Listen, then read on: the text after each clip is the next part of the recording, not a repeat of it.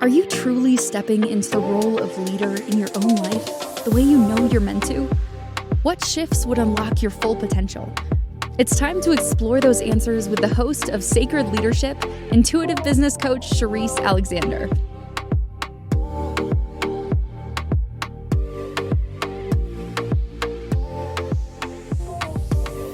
Welcome to Sacred Leadership with Sherisse here on the Inspired Choices Network, where today I am joined by Joanna Zhang. I said your name right?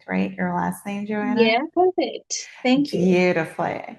So today, Joanna and I are talking about merging soul, structure, and leadership. Leadership collapses when systems lack soul and vision fails without structure. In today's episode, I'm sitting down with Joanna to explore how sacred leadership emerges at the intersection of intuition, systems, and intentional leadership. Together, we're going to unpack how leaders can build structures that support flow, alignment, and sustainable impact without burning themselves out. Today's conversation is for leaders that are ready to bring wholeness, clarity, and energetic intelligence into the way that they lead and build. Joanna is an international speaker and founder of the Operations Genius, known for empowering conscious leaders to scale sustainably with systems, soul alignment, and energy-based productivity. So thank you so much today, Joanna, for joining me for the conversation. I'm excited about getting into it. If you've listened to any of my content, or the podcast, you would see that I'm all about how do we merge business and the sacred together to really raise the collective consciousness, and that we can have success and abundance. Who knew? In a very conscious way. So welcome. Thank you very much for joining us. Well, thank you. I'm so grateful to be here, spending this wonderful time together. Thank you. Thank you. So why don't you start maybe by telling us a little bit about yourself, your journey, what brought you to putting these things together like this? All right. It's a simple question, however, it's a big question too, because everyone has different journeys. But I will make it very short, sharp, sweet, and relate to your theme, because around the leadership, let's say, since I was young, I always play with a group of people. I never know really why, and always actually get into different network very easily. And but somehow, interestingly, leadership, this word is often coming up in front of me, but I didn't really feel connection with it. But about 4 years ago, I had a soul awakening event, and I found out my soul mission, soul power, it is around the leadership and helping teams and members to grow. And suddenly it made me realize why, since I was young, I always work with a group of people. And my business is actually a perfect example about it, my journey with it. I was actually when I started my business about 8 years ago, I didn't start this business. I was a financial planner as a professional. So as a solopreneur, put this way, but I had a lot of areas that I wasn't really good at. I really needed help, and I started to work with VAs, right? But imagine it, I had a lot of challenges too, because initially I didn't really know how to delegate, how to communicate, and there's often challenges working with other people's, either the reliability, the turnover, all those sort of issues, um, but somehow I kept it through and overcome all the challenges, figure out a model that support my business to start with, that I can customize a team based on my needs and within my budget, because at the time I couldn't find any model on the market to really help my problem. Then after I figure out this fractional VA service model, like a plug and play team model, that I start to share with others. And when I look back now, I feel like, oh, that's how I actually kept through. Even though I had a lot of challenges and hurdles working with a group of people, I still made it happen. And then that's after I had those challenges, then had a soul awakening 4 years ago, and everything started to click together, making so much sense. And I believe every journey we go through, there must be a reason behind it. There's a treasure. Yeah. Literally, make a brief Absolutely. my story is like that. And thank you for sharing that. And if you don't mind, I just wanted to kind of go back a little bit, because you said, was it 4 years ago you had a soul awakening event? Yes, that's right. Okay. And it was at that moment in time that you had an idea of what your soul contract was, and it was around people and systems and leadership. And so, like, what made it like, and I guess really with what you ended up actually doing, like, how did you do it? So, yes, you were able to help yourself, or you were able to like solve all of your problems, but like, what was it then that you turned around, I guess, that you were now bringing to the market specifically that was part of that awakening, and how were you going to do that? Does that question make sense? Um, I hope I can understand your question right. But I think I Yeah. still will link back to the leadership side. I actually did my business and figured out this model, and I was doing business all the way along. But I didn't Mm-hmm. realize my main role play in this business, right? So when we actually figure a solution to share with others, and I believe that's all the starting point for the entrepreneurship. But I believe we actually in this world as a spiritual being with a human realm. I used to think of business is just like my something like in my life is so important as engine and as something that I can help myself and help others, the sort of thing. But after soul awakening, I realized it is a playground. Mm-hmm. Anything we experience in this world is a playground, and then business is a kind of like a dramatic version of that, because in the business we're going to experience a lot of different things and everything will be exaggerated, right? It's same as in a Mm-hmm. relationship. So we learn different lessons through different journeys. So for me now, this business, it is my playground to really practice every aspect of the area of running it. But the main thing is the leadership. Because, for example, for this particular business, I personally experienced my leadership transformation. At the very beginning, I was a title leader totally because I was a founder, I was a business owner. I set up business. When I actually communicate with others, it's more like, this is instruction, do it, go done, right? If something comes out, so Mm-hmm. what happened? Like that kind of attitude. But after a lot of challenges, I realized I need to make some changes. And I started to become a serving leader, which I started to provide stages and give others understanding to support them. But however, at the same token, I started to allow others to step on my boundary because I was very nice, right? Too people pleasing, to be honest. And then Mm-hmm. and that's the time I started to have a soul awakening. I realized that everything is starting from within, right? So, like the same as a boundary, if I don't love myself enough and respect myself enough, I wouldn't be able to have a strong boundary. I started to become a spiritual leader. Like I'm still in the process of balancing my compassion and a boundary. So it is my Mm-hmm. personal journey, one through all the things, especially make it more clear after my soul awakening because it's like a puzzles all coming together. I have a much better consciousness about to see where I'm at, what I'm facing, what are the lessons, what I'm learning. Mm. Mm-hmm. Okay, that makes sense, and thank you for sharing that. In terms of like your leadership style evolution and like really understanding it, I think that the key for a lot of the folks that I talk to is that awareness that this journey in life with like leadership, and I love that you said that life is a playground. And I think that we forget that sometimes. Like, if you were to, and for anybody who's listening, this is not to minimize the really difficult things that happen in life.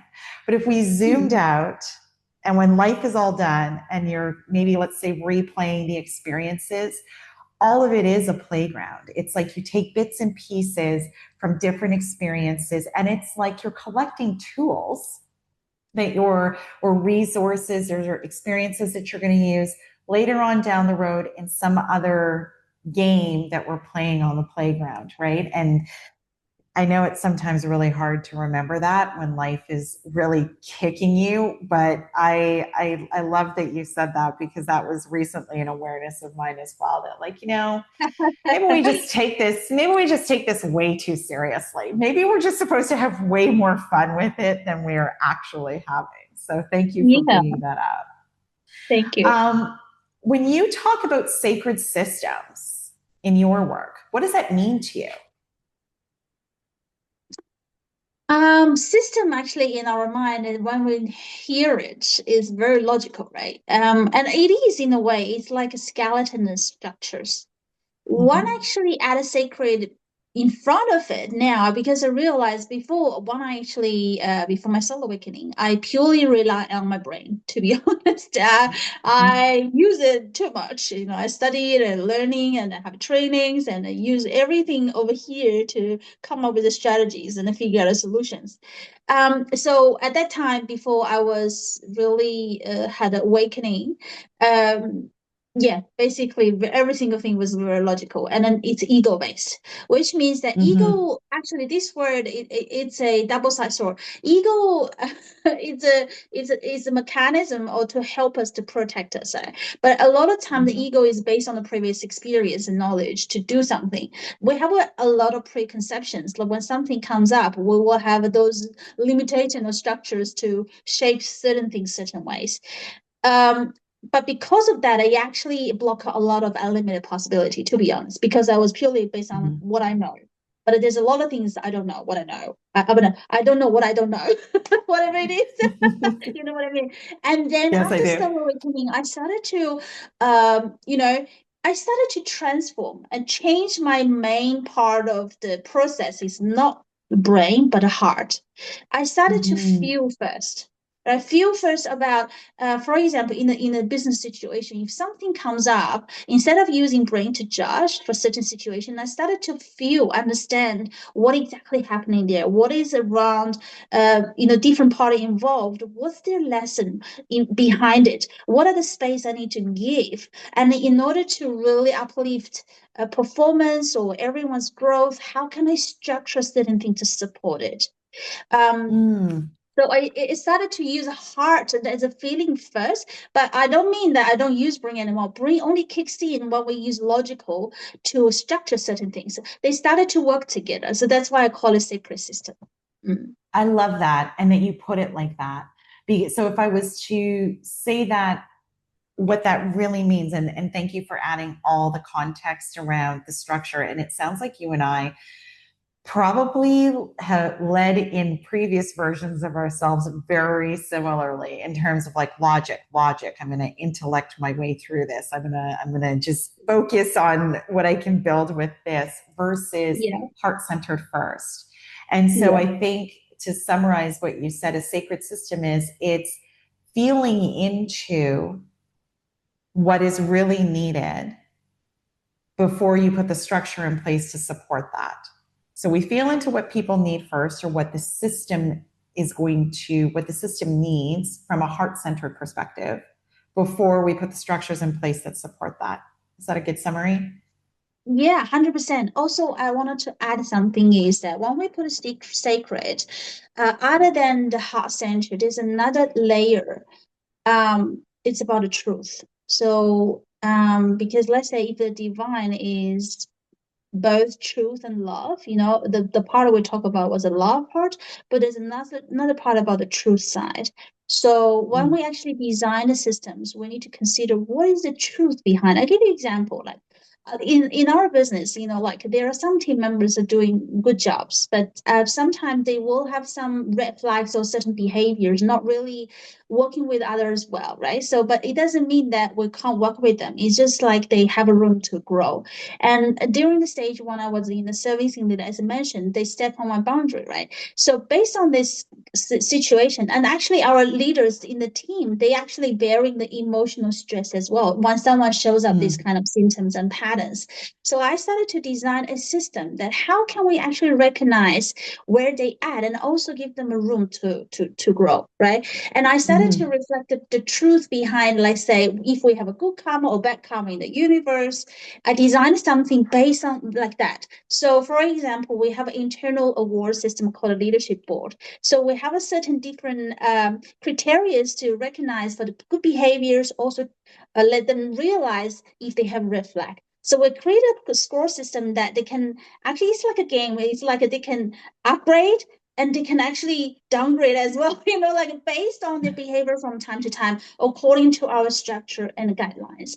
The reason behind it is really purely for helping them to grow. Because if they actually constantly have a certain pattern, we're just bearing about it, or maybe just cut it off, don't give them a chance.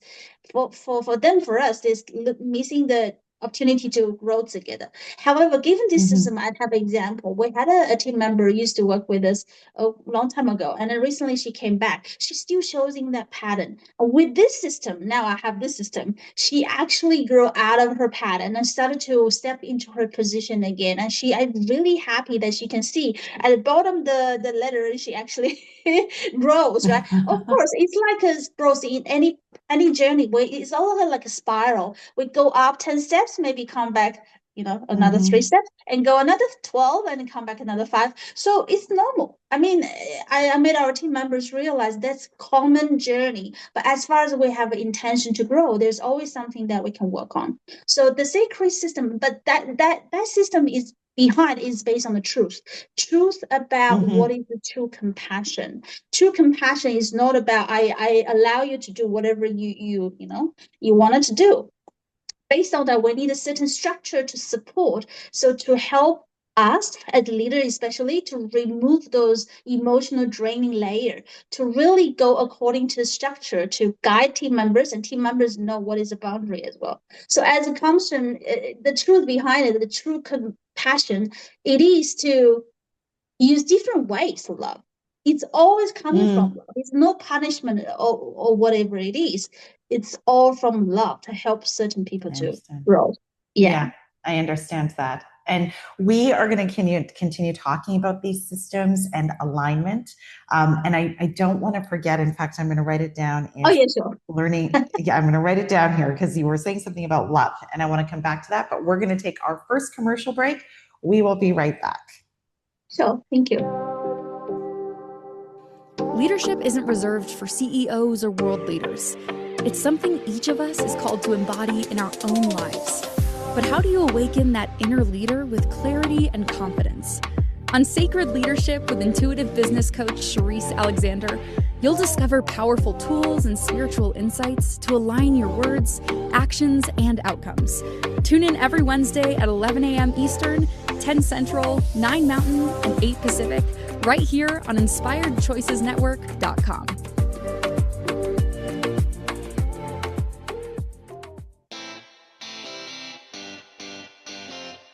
Are you a subject matter expert? Are you here to share your expertise with an audience waiting to hear from you in only the way you can deliver? Are you ready to have your voice amplified across the airwaves? Inspired Choices Network has a global radio platform streaming to millions of people across the world. Professionally produced and supported by an accomplished team every step of the way, you can broadcast from anywhere in the world, knowing your voice matters, and we ensure it is delivered with ease and efficiency. Eager to hear your message, the world awaits. Contact us today to become an Inspired Choices Network radio host. Email become a host at inspiredchoicesnetwork.com. This is Sacred Leadership with Sherisse Alexander. To participate in the program, join the live studio audience in our chat room at inspiredchoicesnetwork.com. You can also send an email to Sherisse@pavitraleadership.com. Now back to the program.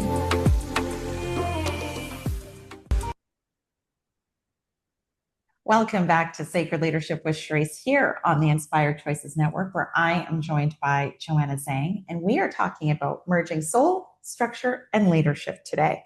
And right before we went to the break, Joanna, you were saying that it all comes from love. And I think the point that I wanted to make was you were talking about even those growth opportunities, and you were talking about it more in the context of red flags, but like what you were saying is instead of calling it a red flag, we call it a growth opportunity. And so even with the leaderboard that you were talking about, it's not coming from a space and place of like highlighting like, okay, to your staff, you suck in these areas, or these are red flags, but more here's an opportunity for you to grow, and designing the system in such a way that they feel empowered to do that work around that growth. They feel rewarded just from themselves. But the intention from your perspective was that I want you to be the best version of you, which at the end of the day is coming from love, correct? Just to like kind of bring it all home for the audience. Wow, you're such great, like summarizing it. Actually, when you're mentioning about it, I wanted to share one sentence I learned from my spiritual mentor. One day, she actually tell me that she said the essence of the leadership is actually to help everyone to become the best version of themselves. So literally everything I do in and out is around that. Yes, 100%. Mhm. And I love that you said that, because I find even when I'm in conversation with people and I talk about, like, even in the workplace and leadership, and I talk about making heart-centered decisions, leading with love, the people that you know and even the people that you don't know, that word often, because we don't use it in the business context, I think that people often get confused. And I think that that's where some of these walls come from, because I think a lot of the time we out in, I'm going to say real life, but we'll say olden day life or previous versions of ourselves. I think that word love, we often just reserve for family, friends, really close relationships. And what I'm trying to do is to make the language more accessible for people, that they understand that love is something that we show our fellow human beings every single day, in something as simple as like opening a door for somebody or doing a random act of kindness. And all of those things are heart-centered and coming from a place that originates in exactly what you're talking about, which is love. So thank you for entering in that word for us here today, love. It's wonderful. Yes, it is indeed. So I wanted to maybe get your perspective or your take on, where do you think that leaders most misunderstand what alignment means? You mean currently what most leaders understand about alignment? Yes, yes. Like, where, what do you think or that where the possible misunderstanding is? Like, what does that mean to you? Like, when you say alignment, I use the word frequently as well, but like when I'm saying it with people, I'm talking about a values alignment, that the things that the organization as a whole values or talks about as values hopefully align with myself as a leader, and then ultimately that my people can align with it. But do you think that there is confusion or misunderstanding about that? It's such a good question. I can't really talk on behalf of others. I just wanted to probably with my own journey. At the very beginning, I thought alignment is something that I feel comfortable with. But initially that was my stage when I felt I wasn't aligned. Because, give you an example, I did my business like for many years. I worked very hard, and then for somehow I always couldn't break through a certain layer. I feel like I was about to achieve. And one day, actually, when I had a consultation with my spiritual mentor, she actually asked me, she said, "Why do you do a business, Joanna?" I said, "Well, it's a good business model." First of all, very from layer of the Yeah. logical. She asked me again, "What exactly? Why? Why do you do your business? Think it again." And I said, "Well, I can certainly help a lot of people, I'm sure." And she asked again. She's not satisfied with it.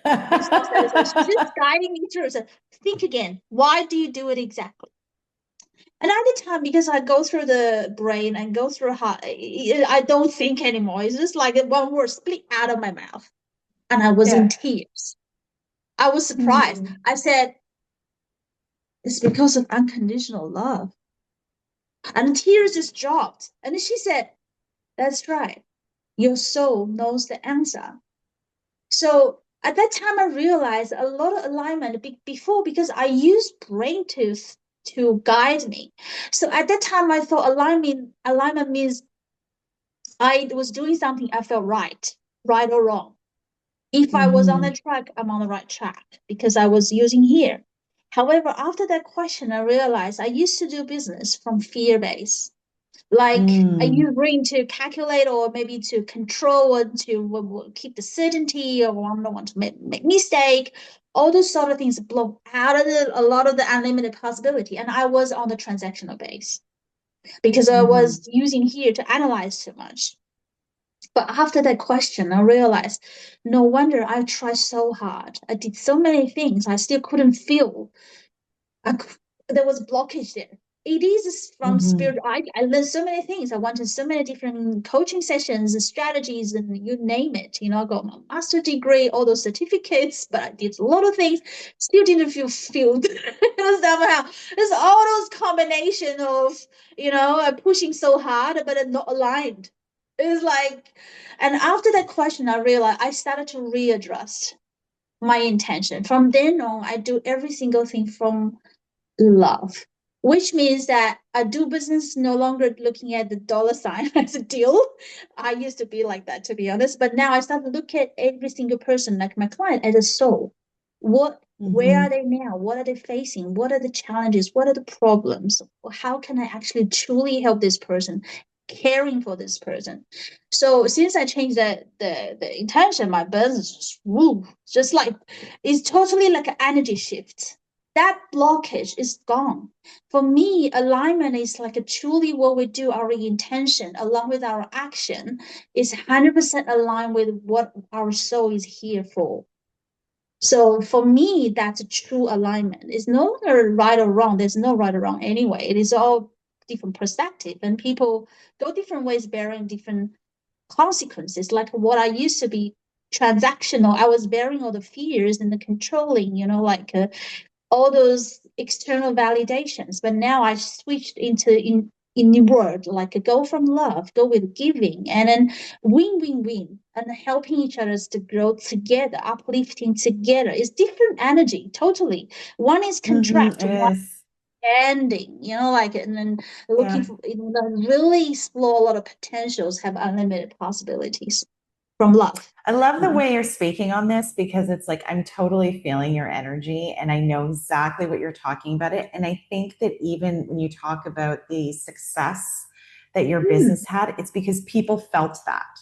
They felt that contraction and that transaction versus I'm really looking at this person as a soul and I want to feel into like, how can I really, really help them? And that's ultimately what people were attracted to. And there's something else that you said here that I think is so important. You said, and it actually leads beautifully into my next question, which was about the misalignment, but you've already answered it. You said you were pushing so hard and you realized you were not aligned. You knew there was more, but it's like you hit this ceiling and you couldn't even articulate what more was. Like you were doing all the right things, the certifications, the diploma, like all the things, and it still wasn't enough, because what was missing was your soul integration within that, doing it for the aligned reason. I don't even want to say the right reason, the aligned reason, right? And having the awareness of the aligned reason. So congratulations to you. That's beautiful. Thank you.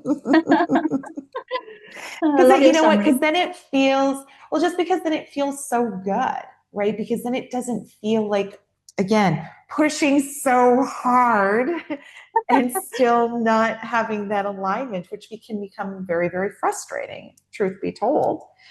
So I guess then, if anyone in the audience is a business owner and you're listening to this conversation right now, and you might feel like Joanna just described, which is like you're doing all the right things and you are working so hard, and it's just like it feels like you're pushing a boulder up the steepest mountain and not getting anywhere. Maybe it's not your model.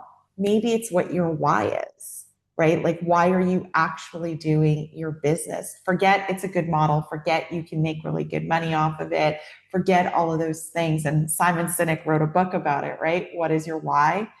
I think that's the whole point of the question, which is, why are you doing what you do on a soul level? What moves you to tears the way that Joanna was moved when thinking about what it was that was really her reason why she was doing her business. So we are going to take another break now. However, when we come back, I'm curious then for you, if when you were working so hard, did you see inefficiency in your business? And if so, how would we recognize it, or how did you recognize inefficiency in your business? So as a business owner, I know I've definitely been guilty of this, where I've said things like, I need more efficiency, right? Always talking about it. So the question then is when we're looking at it as a like sacred leadership or sacred contracts, how does inefficiency actually show up? So we'll talk more about that when we come back from our break. We'll be right back. Okay, thank you. Leadership isn't reserved for CEOs or world leaders. It's something each of us is called to embody in our own lives. But how do you awaken that inner leader with clarity and confidence? On Sacred Leadership with intuitive business coach Sherisse Alexander, you'll discover powerful tools and spiritual insights to align your words, actions, and outcomes. Tune in every Wednesday at 11 a.m. Eastern, 10 Central, 9 Mountain, and 8 Pacific, right here on InspiredChoicesNetwork.com.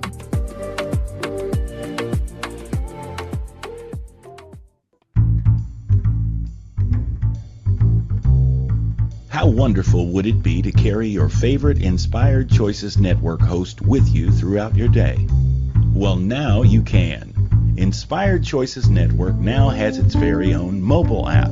Our free app offers live streaming shows, along with thousands of podcasts and TV episodes. Our shows cover a wide variety of topics. Whether you're waking up with us, carrying us through the day, and taking us to bed with you, we're always here for you to enjoy. We're easy to find. Just search for Inspired Choices Network in the Apple App Store or Google Play Store. This is Sacred Leadership with Sherisse Alexander. To participate in the program, join the live studio audience in our chat room at InspiredChoicesNetwork.com. You can also send an email to Sherisse@pavitraleadership.com. Now back to the program.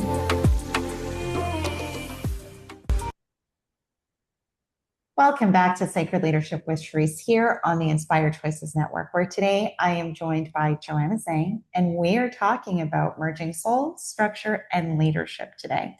And right before the break, Joanna was actually sharing what I think is probably a fairly pivotal insight throughout your journey with your business, the one where you went from doing all the right things and pushing so hard and still not having the success that you were looking for, and not being able to unlock that until you really understood the alignment of your soul and that entire piece of that. So right before break, I was asking you, I phrased it more like, what does inefficiency look like in an organization? But I think maybe the question I really want to ask is, what does efficiency cost organizations when we are focused on it, when we are driving from that space? In your opinion, did you have that experience in your own business where you were focused on efficiency, and what did you witness that you had lost or that it had cost you by focusing on it?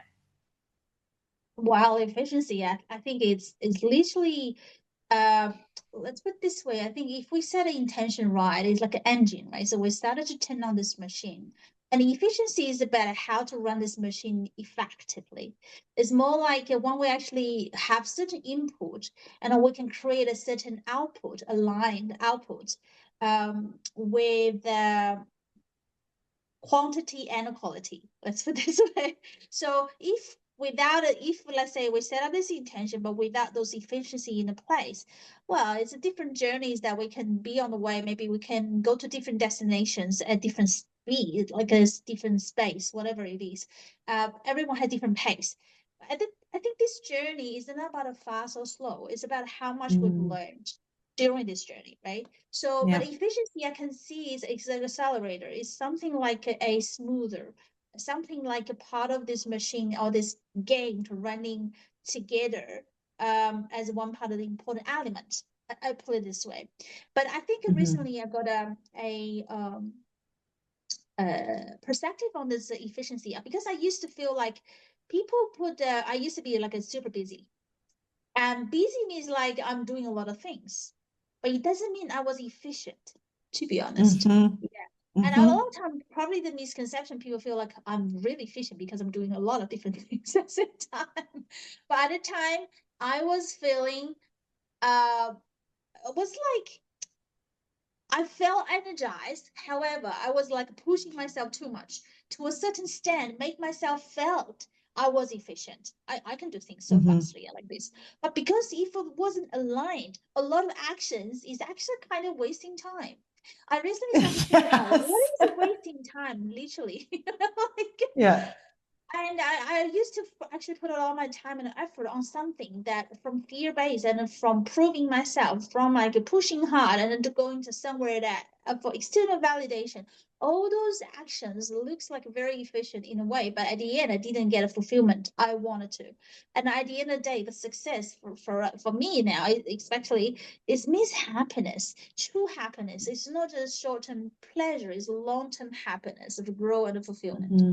But because of that habit, I started to think about what is the true not wasting time. And then I now realize if we actually address our intention towards love all the time, even though I allow myself to have a rest for half an hour, 1 hour, whatever it is, 1 hour, I feel like to have a rest, let me have a rest. Because I realized one thing, energy management is even more important than time management now. Time management, because I realize when I'm in Mm-hmm. a I agree. higher vibration state, I can do things like super fast.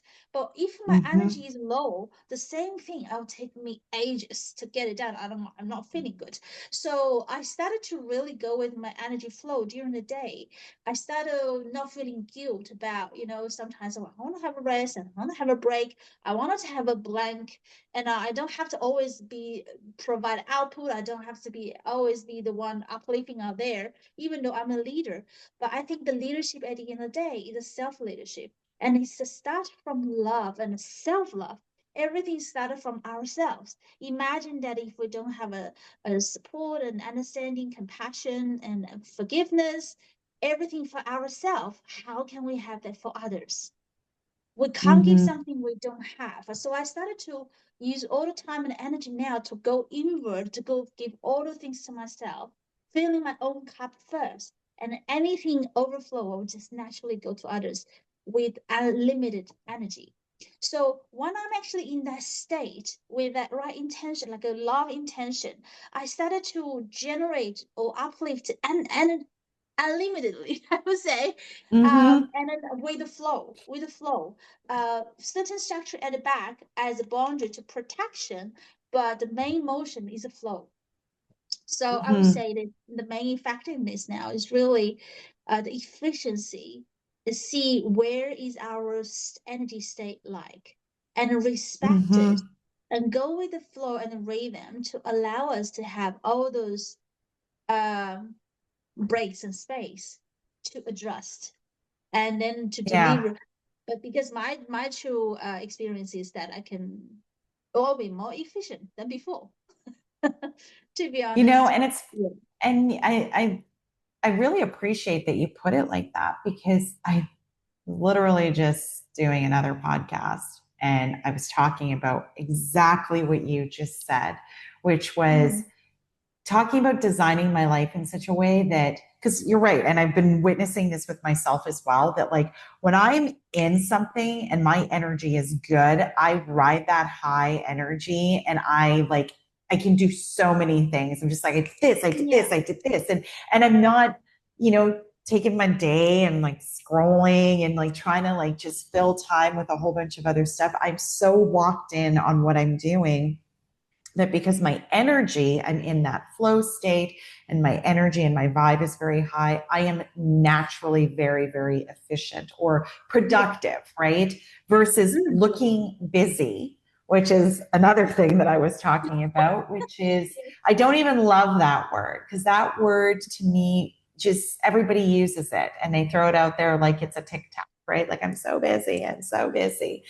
No, I like to say my life is very, very full. But what an interesting way to put that out there for leaders, right? To like switch how you think about it. It's not time management, it's energy management and maximizing people's when they're freshest, right? So sometimes I'll say to people on my team, there's zero value in a meeting that goes over an hour. Zero value. people are tired, they are checking out, they are not interested, or at least like, let's get up and like get the energy moving so that people can come back and have energy to be like locked into the conversation that we're having. So what an interesting way to put it.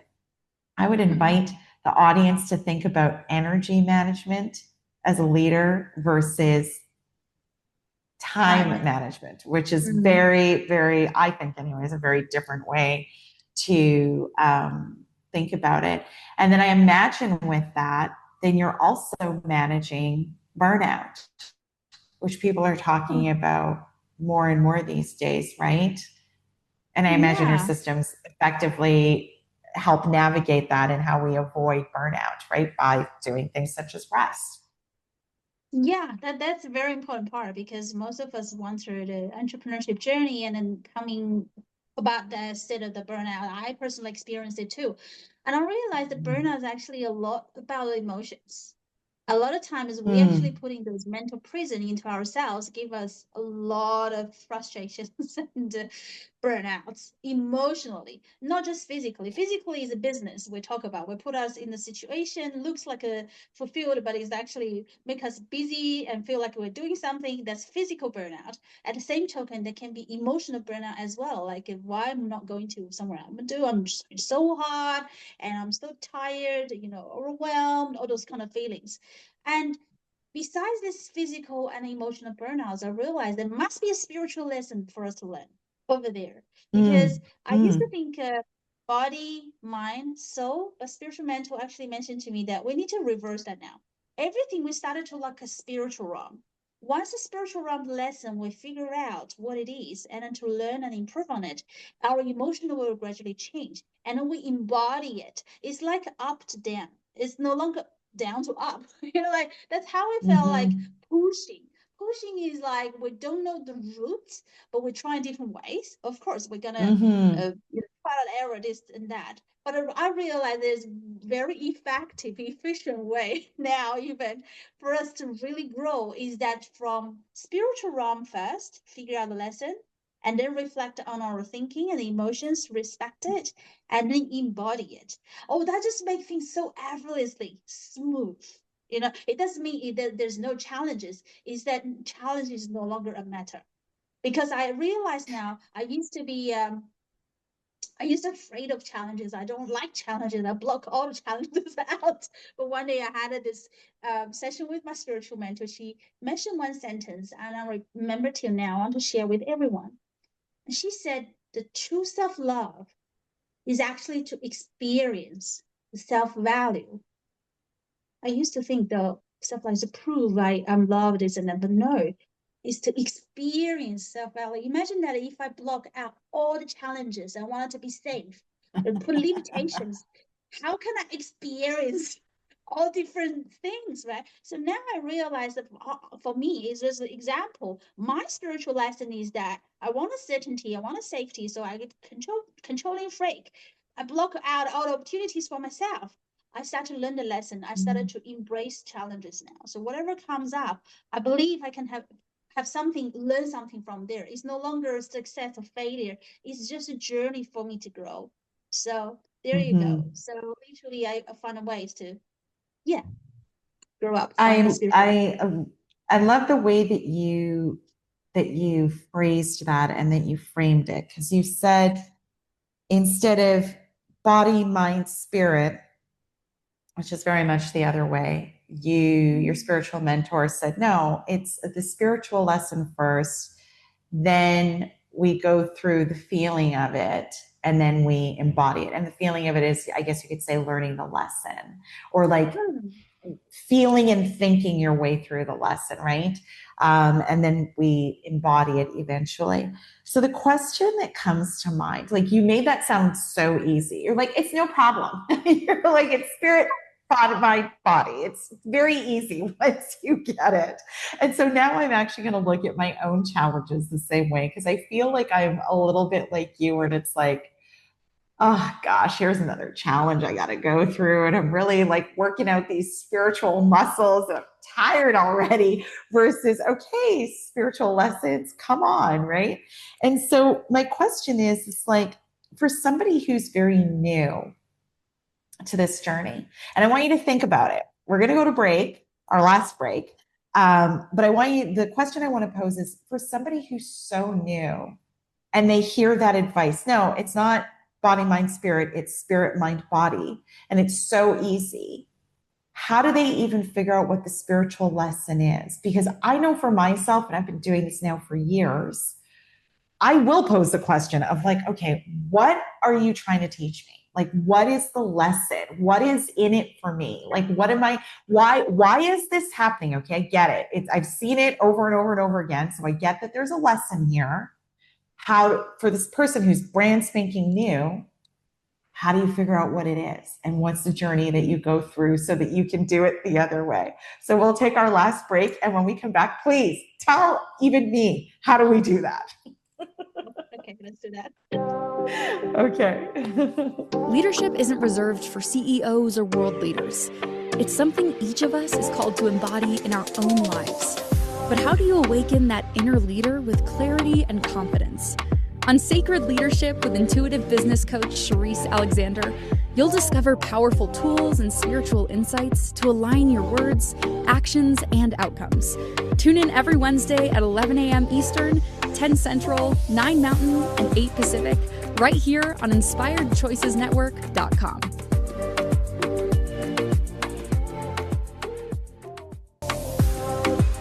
This is Sacred Leadership with Sherisse Alexander. To participate in the program, join the live studio audience in our chat room at InspiredChoicesNetwork.com. You can also send an email to Sherisse@pavitraleadership.com. Now back to the program. Welcome back to Sacred Leadership with Sherisse here on the Inspired Choices Network, where I am joined today by Joanna Zhang, and we are talking about sacred structures.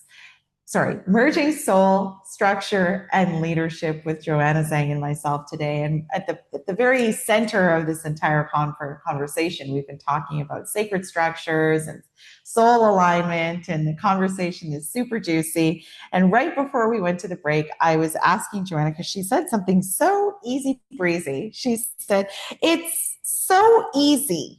She said, you just got to figure out what the spiritual lesson is. And then we go through it, like we experience it, we go through it in our mind, and then we embody it. And I said to her, I'm like, okay, so for the person who is right at the beginning of their journey, or even me, I'm not at the beginning, well, maybe I am at the beginning of my journey. I don't know. But the point is that how do you do that so easily? How do you find what the lesson is before you? Yeah.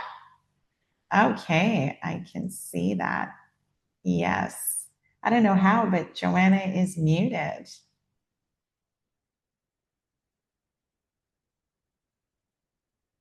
I don't know how to unmute you. It's not my option.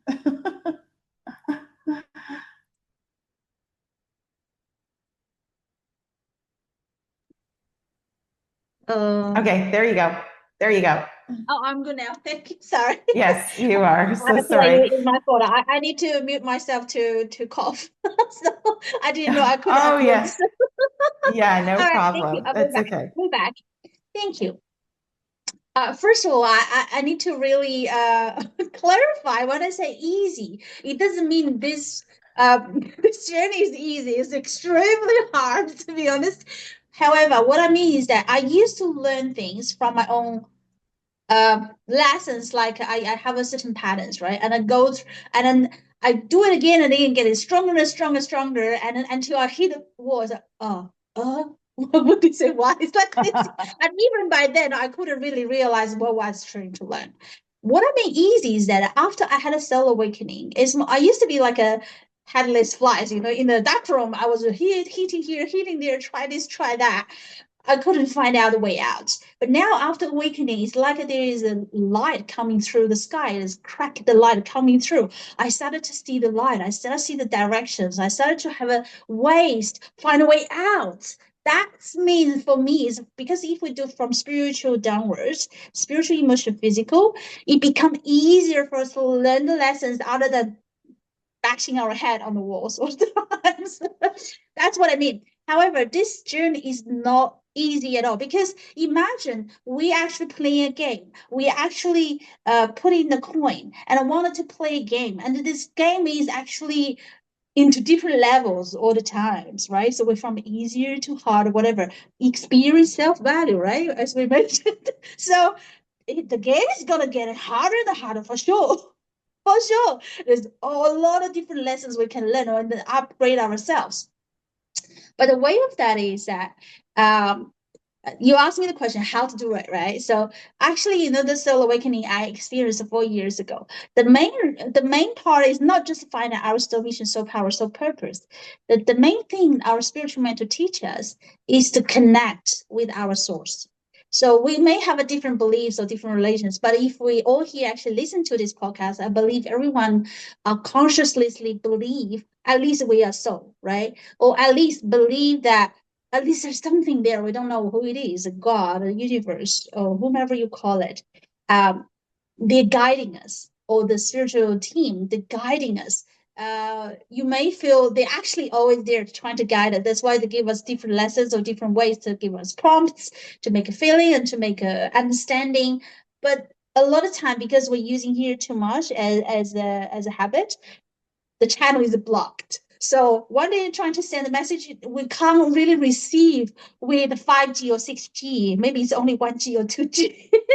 So like the spiritual soul awakening I went through, and even the soul ascension journey after that, is that our spiritual mentor is guiding us to really clear those channels, right? And learn how to have a 5G or 6G high speed connections over there to connect all the time. And then at the same token, because our spiritual mentor is more like, imagine if we're in a game, that if someone has never played a game, it's very hard for them to really guide others to go through the game, right? Maybe they only know something from the book or surface, or maybe the theory to talk about the framework or structure, but they haven't really personally experienced it. They wouldn't have the strength to really lead us through. However, our spiritual mentor is the one who has gone through all different lessons and graduated from it. So if we have a mentor like that to lead us through the games from time to time, even we wanted to check in the connections and give us some techniques or the hints, they all just make the game so much fun, easier way to, of course, we still want to play it, but they have a more clarity, a more strategy, more guidance to give it to us to play this game. Let's put it this way. Make sense? Mm. I can't hear you now. What happened? I think you are muted.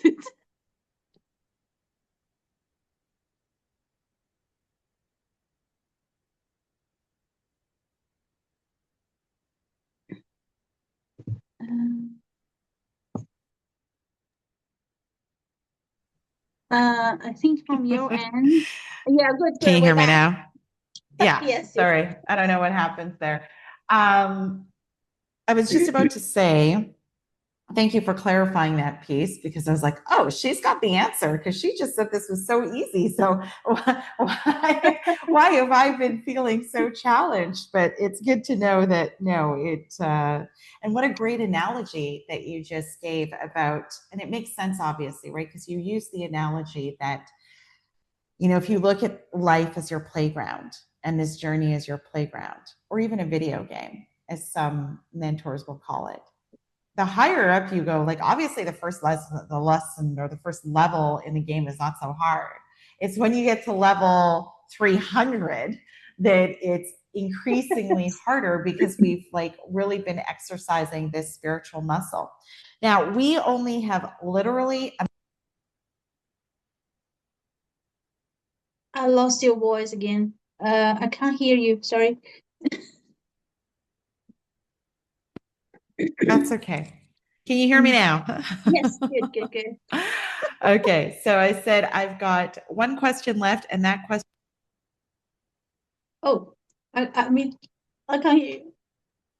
Is that a battery?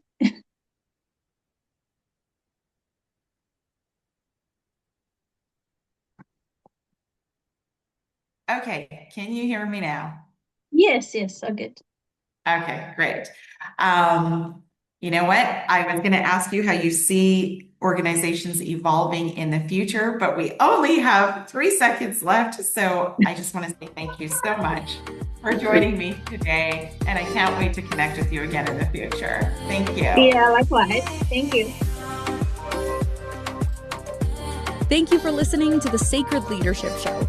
Sherisse returns Wednesday at 11 a.m. Eastern, 10 Central, 9 Mountain, and 8 Pacific on the InspiredChoicesNetwork.com. Until then, continue taking small steps today to be a leader in your life for the collective.